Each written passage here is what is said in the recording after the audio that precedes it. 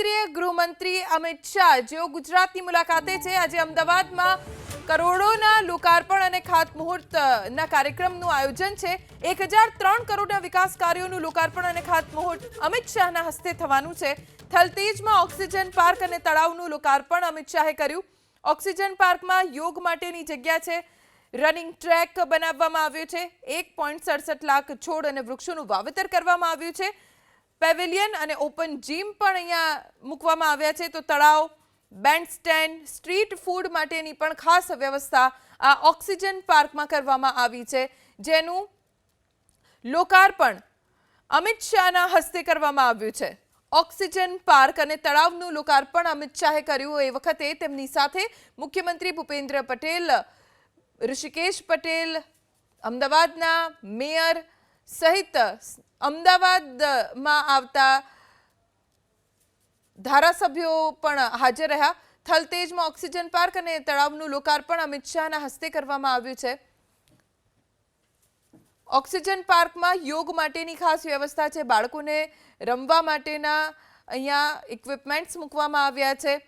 1.67 લાખ છોડ અને વૃક્ષોનું વાવેતર કરવામાં આવ્યું છે ખૂબ જ સુંદર મજાનું તળાવ અહીંયા છે અને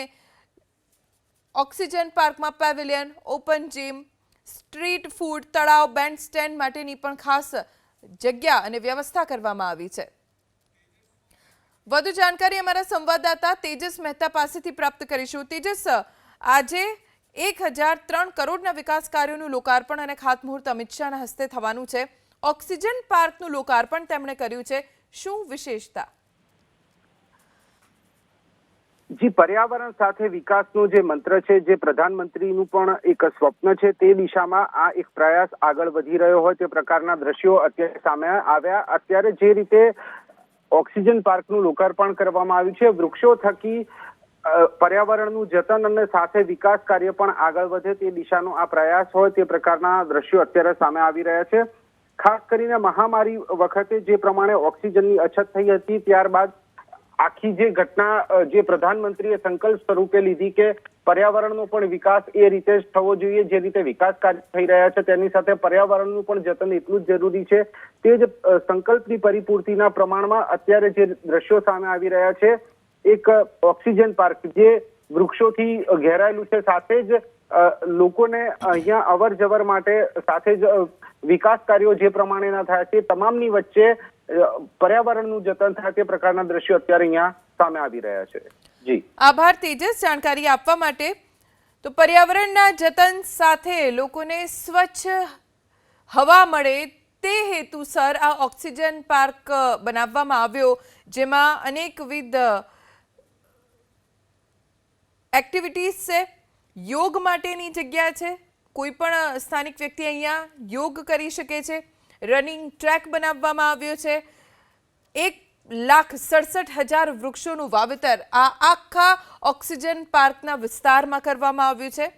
પેવેલિયન છે ઓપન જીમ અહીંયા બનાવવામાં આવ્યું છે બાળકોને રમવા માટેની પણ ખાસ વ્યવસ્થા અને ઇક્વિપમેન્ટ્સ અહીંયા રાખવામાં આવ્યા છે તળાવ બેન્ડ સ્ટેન્ડ સ્ટ્રીટ ફૂડ માટેની પણ જગ્યા અહીંયા રાખવામાં આવી છે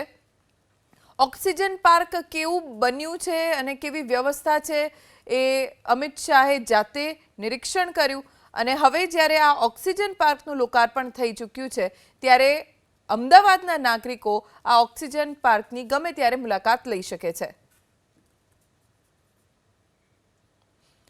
આજે દિવસભર અમદાવાદને અમિત શાહ ભેટ આપશે કરોડોની ભેટ અમિત શાહના હસ્તે અમદાવાદ વાસીઓને મળશે માત્ર ગાંધીનગર લોકસભા બેઠક જ નહીં પણ અમદાવાદ પૂર્વ અને અમદાવાદ પશ્ચિમ વિસ્તારમાં પણ અમિત શાહ અલગ અલગ કાર્યક્રમોનું આયોજન કર્યું છે જેમાં હાજરી આપશે વિકાસ કાર્યોનું લોકાર્પણ અને ખાતમુહૂર્ત આજે દિવસભર અમિત શાહના હસ્તે કરવામાં આવશે